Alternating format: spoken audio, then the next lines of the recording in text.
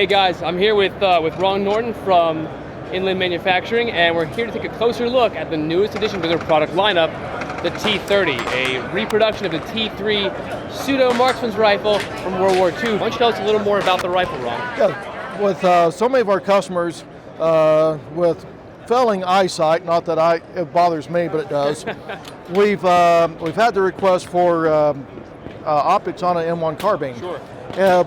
One of them we did was a scout rifle, which used forward mount scopes or red dots, sure, which worked real well. But I wanted to go with more of a traditional platform, so we chose to duplicate the T3 sniper rifle from World War II.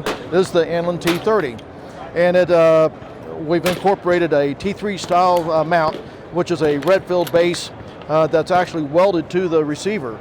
And this rifle is available with mount only or with M82 style vintage scope that's made by Hilux. Nice. And it's a great scope for the platform, and it's period correct. Typically the T3 was used with a infrared, it was the first night vision sniper platform, but since that's not really readily available now, sure, in the military, had they not used the infrared, they would have used a scope like this, which was a copy of the Alaskan Lyman. If I'm not mistaken, the infrared was actually used initially to prevent night raids from the Japanese, is that correct? Yes, that's correct.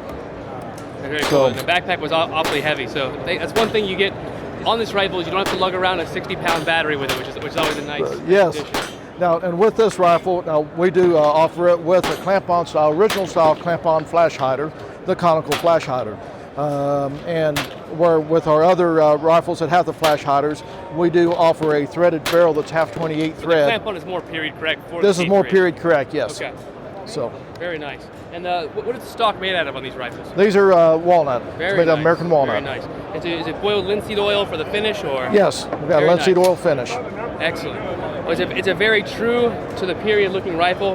Boiled linseed, Parkerized finish, and everything on it is either steel or wood. So you can't get any more authentic than this unless you were to go back and grab one out of the Pacific. And I must add, the accuracy on these have been tremendous. With our receivers are already a little more rigid receiver than what the originals were, and once we weld that side of the base on, it makes it even more rigid, and the accuracy has been, well, you had an opportunity to shoot at the range day out there.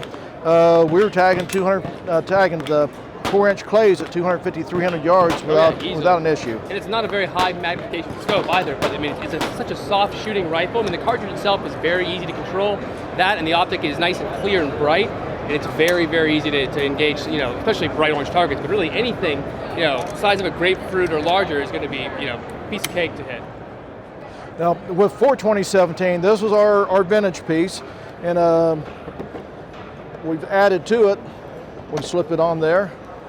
New for this year is we've released our Rimfire Suppressor. Very cool.